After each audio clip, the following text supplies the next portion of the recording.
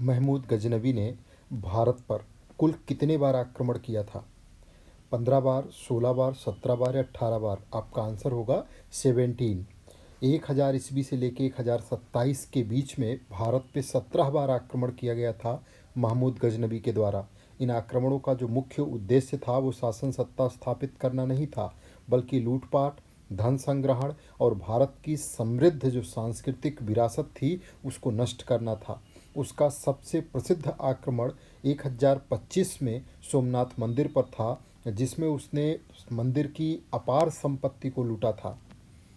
तराइन का युद्ध, दूसरा युद्ध 1192 में किसके बीच में लड़ा गया था? तराइन के दो युद्ध हुए हैं, 1191 और 1192।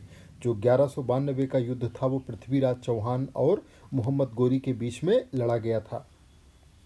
इसमें पृथ्वीराज चौहान की हार हुई और मोहम्मद गोरी इस युद्ध में विजयी हुआ था। ये युद्ध भारतीय इतिहास में इस्लामी शासन की अस्थायी स्थापना का प्रारंभिक बिंदु था।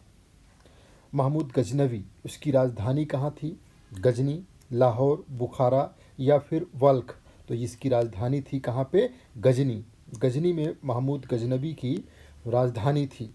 यहीं से वो भारत पे हमलों का संचालन करता था और अफ़गानिस्तान में गजनी जो है ये स्थान है, उसने गजनी को इस्लामी संस्कृति केंद्र के रूप में विकसित किया और वहाँ अल-बर्नी जैसे विद्वानों को उसने संरक्षण प्रदान किया था।